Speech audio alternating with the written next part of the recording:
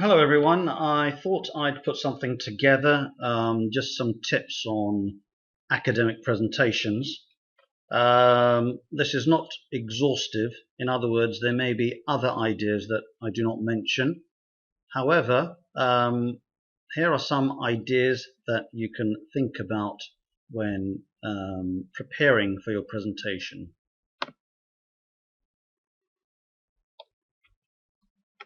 Right, okay, so you're going to present. You need to think about your audience. If you're presenting at a university, then it means that you need to be formal. You need to be professional. In other words, it's almost like you need to act like a professor yourself and think that the audience are also professors. They are serious people and they expect you to present seriously about a serious subject. Make sure that you're wearing the right kind of clothes. So as you're in a university context or an educational context, your language needs to be formal. In other words, well, you're not out with your friends, so you're going to be using a certain type of language. Your style needs to be academic, and the language that you use needs to be cautious. In other words, don't use language that is, shall we say, extreme in nature, but which indicates that there is that you are measured in the way that you speak. You may be used to, you may have heard of language such as could be, should be, maybe, but you would never say must be. Also use signposting language, which will help your audience understand what you're talking about. It'll give them an idea of when one point ends and when the next point starts. There's a link there on that is worth looking at. So the structure, here I have a general structure. It may vary slightly, but you'd normally have an introduction. Then you may have another slide where you're telling your audience what you're going to talk about.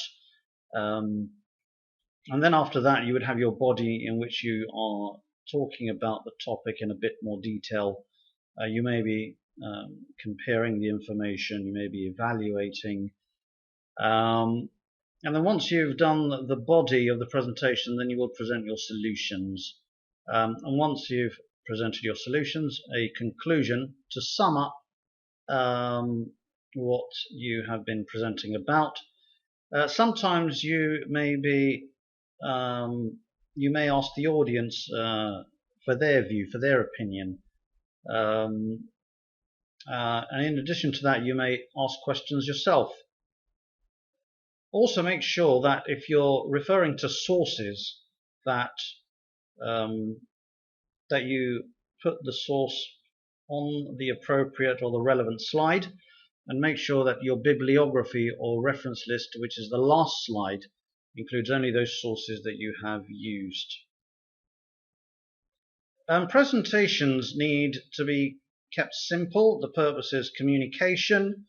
Yes, you can have lots of pictures, lots of illustrations and graphs, but the important thing is communication. That is what your focus needs to be.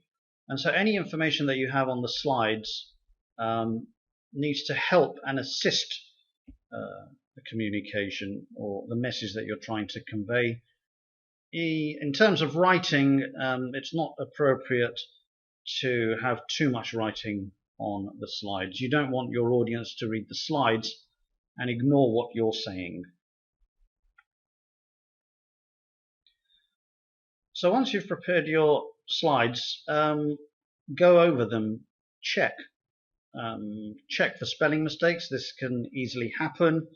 Make sure that the information that you're providing is accurate. Whatever you show is correct. Also make sure that the format is consistent. In other words, you want to make sure that your slides are all, they follow the same design. You could say the fonts are the same, the text is the same size, and so forth. So once you have created your presentation, you may wish to practice it. In fact, I would encourage you to do so. Just reading the presentation is not enough. Not just designing it, you need to actually say it, speak it. So some people may stand in front of the mirror, they might present. Another way is to record yourself. And you can do that through, let's say you could use a mobile phone, record yourself, listen. If you think some improvements are required, record again. And if you have to, follow that same process again. And so what are you listening for? Well, is your pronunciation correct? How do you sound? Hopefully you're not sounding too boring. Try to sound enthusiastic. When you're enthusiastic, it also hopefully makes the audience enthusiastic. Try and speak as clearly as you can. Importantly, stay positive. And lastly, as this slide, the title of the slide is, practice. Presentations usually have a time limit. There is a danger of just going on and going over your time limit. Keep to the time. Maybe you have a stopwatch on your mobile phone. Keep your eye on the clock, but hopefully that won't distract you from your main task, which is to communicate what you're presenting. At the end, you may wish to ask some questions. At the end, first thing, ask if anyone has any questions. So one of the problems sometimes with questions is that you may ask a question, but you may just have total silence. Sometimes I find that if you ask questions that people can relate to personally, but which link to the presentation, that can help. What is their personal experience?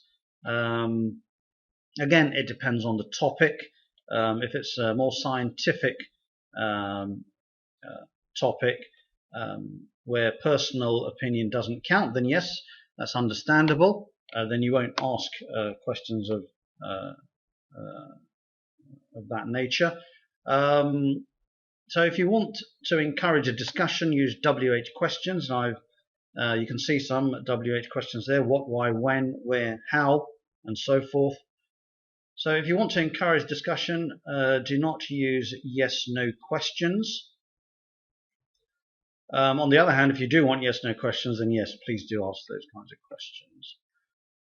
Is there anything else you can do? Well, I've covered most things, I believe. Be enthusiastic, smile, be animated, use your hands. Sometimes when we're presenting, we also make mistakes. So if you make a mistake, don't panic, stay calm. If you want to, you can apologize, but just continue. I think that's the best thing to do. Okay, so if you stay calm, the audience stays calm. Move around the room if appropriate. Make sure you use your hands. If there's a presentation, refer to the presentation. Of course, no reading. The purpose of the presentation is not for you to read. Actually, that information is primarily for the audience, for them to understand what you're going to talk about. Although, yes, you can use the points to remind you of what you're going to talk about. Lastly, thank the audience and end with a smile.